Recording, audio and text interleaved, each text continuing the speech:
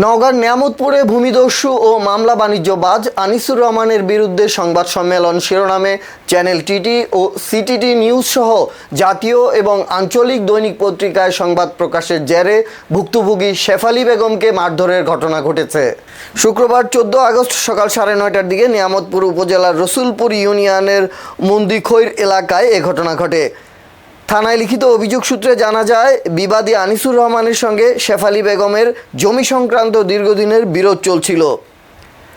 আনিসুর রহমানের ভাতিজা কামাল হোসেন নিজ বাড়িতে অটো চার্জার গাড়িতে চার্জ দেওয়ার সময় বৈদ্যুতিক শর্টে মারা যান। আনিসুর রহমান পূর্বের জেরে শেফালী বেগমকে মামলার হুমকি ধামকি দিচ্ছিলেন।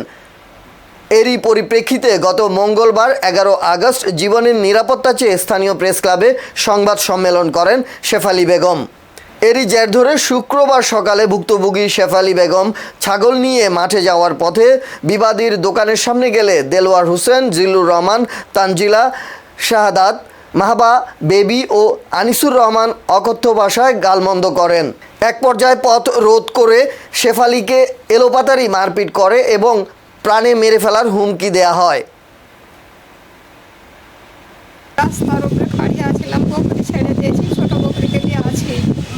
দড়ি নিয়ে খাড়িয়ে থাকতে থাকতে বাপু কইছে যাই শালির বাড়ি শালি, তো এটা কী দরকার আসছি, এটা কেন আসছি, এই হোটলি শালির বাড়ি শালি। আমি বলছি তোমার রাস্তাতে না, আমি রাস্তা সরকারের রাস্তাতে খাড়িয়ে আছি, কি তোমার অপরাধ করলো যে তুমি আমাকে মারবে?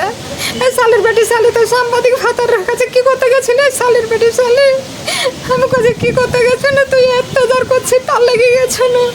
এই শালির বাড়ি শালি তোর উপরে কি মামলা দিয়েছি? আমরা রাস্তায় বকরি ছেড়ে খাড়িয়েছিলাম, তার জন্যে অশ্লীল ভাষায় গালিগালাজ করেছে। তারপরে ধরলেন যে মারবো, টুরি ধরবো, তোকে মেরে ফেলে দিলে কী করবি, তোর কে আছে, বহুত কিছু বলে। তারপরে ধরলেন যে এই ব্যাপারে জিল্লু বসে আছে, আর চাচা কিছু বলছে না। তারপরে আরও 2-3জন আছে, তারাও কিছু বলছে না। কিন্তু ওদের জন্য আমরা সুষ্ঠু বিচার সাংবাদিক ভাইয়ের কাছে চাই আমরা, যে তাদের বিচার যেন সুষ্ঠুভাবে আমরা করে দেয়।